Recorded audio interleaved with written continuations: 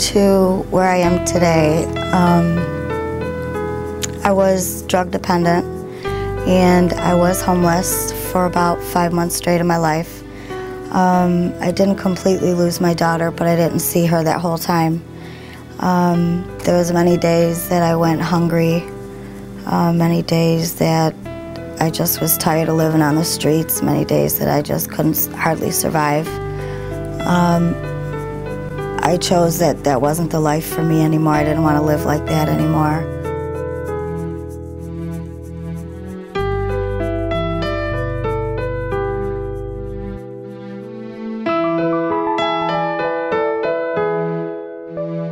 So it was just a lot that I was not able to take care of myself. And but the biggest thing was I do have the mental health. So part of getting into Sojourner House was either having a drug and alcohol addiction or a mental health problem.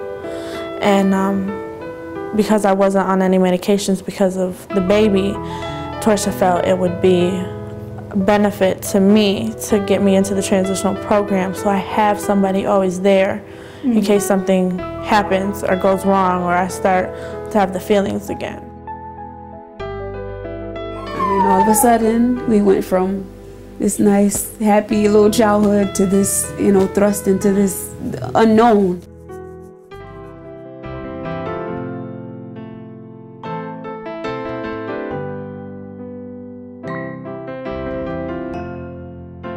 Hello, I'm Richard Rosen. I'm a congregant at Temple Brith Kodesh, and I'm the president of Tempro Development Company. This house was built in 1971, and it's been in continuous use as emergency housing operated by us for the County of Monroe. We built 3 houses at that time. What we learned was that the families were only staying in hotels. A whole family packed into 1 or 2 hotel rooms, no cooking facilities. It wasn't good. So we built these houses and we operate them under an annual contract with the county. We strategically located these 6 units directly across the street from the city's major rehabilitation effort of the Market View Heights neighborhood. We now have a total of 11 units. That means we're serving about 90 families a year. Tempro provides housing at 3 different stages for families who've been homeless in the continuum of care. We first have the emergency housing where they stay for a month, and then transitional housing for up to 2 years, and then permanent housing for people with disabilities who will need the social work intervention for perhaps a very long time. So it's not just housing, it's a certified social worker and a whole team of people provided by Sojourner House to help families learn to become self-sufficient again.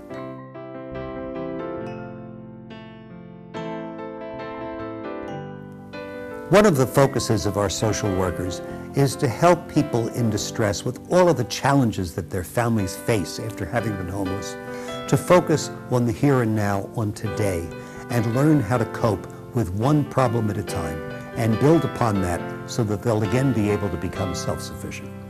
Let's meet the case manager, Jimmy Bernasette, and learn how the program works. I know that you were a little bit nervous when you first come in here. How's it been? How's it been, your stays here?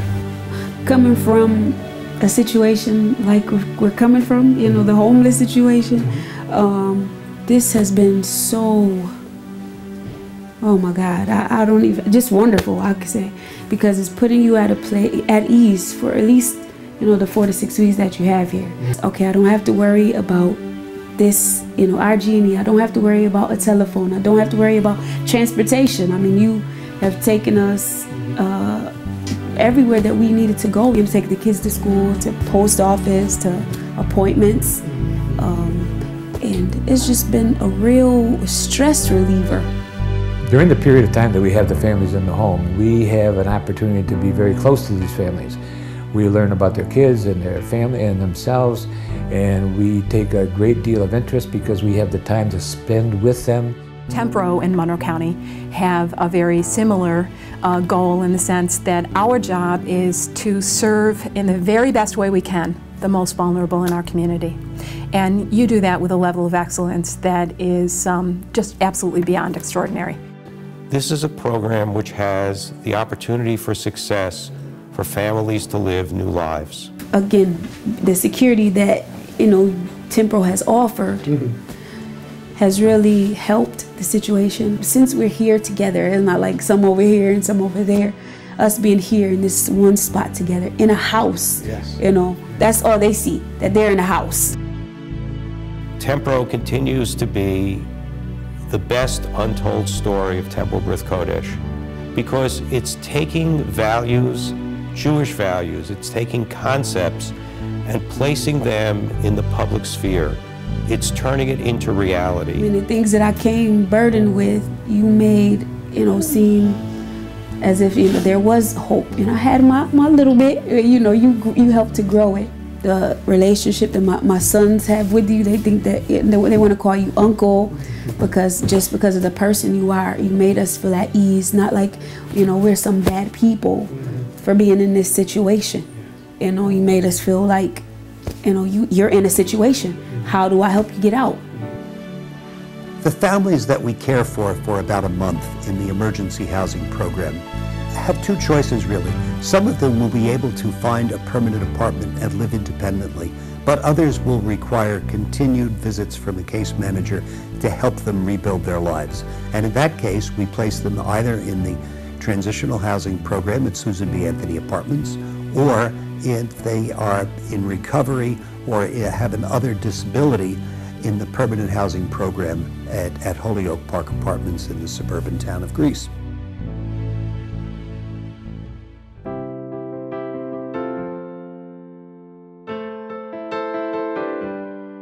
We're standing here in front of the Susan B. Anthony Apartments, a 45-unit subsidized apartment project where we house our transitional housing program.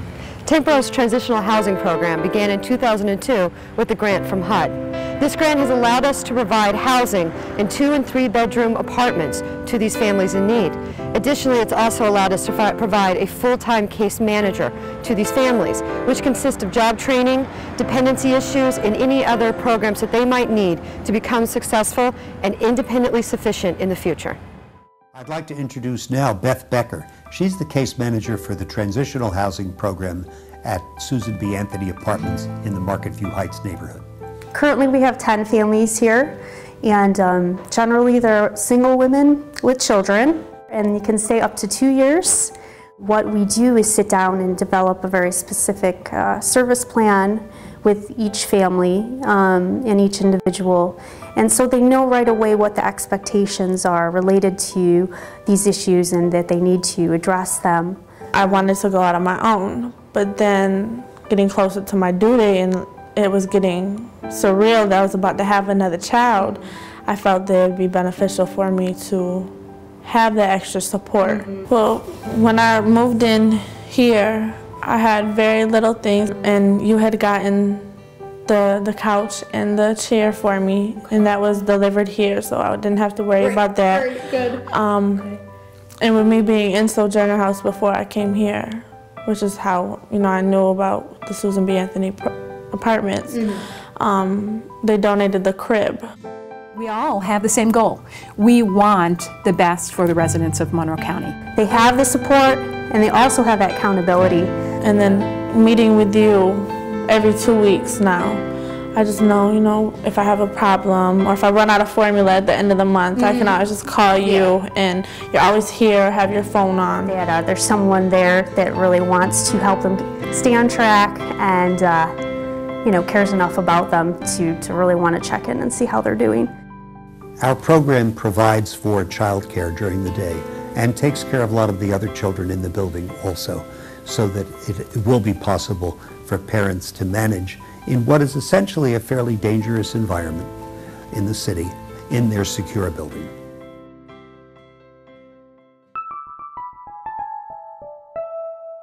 We found a wonderful apartment complex in the town of Greece where families are able to blend in with a much larger population of families like themselves, but who have learned how to become self-sufficient on their own. Let's look at one of these bi-weekly meetings that the case manager has with one of her clients.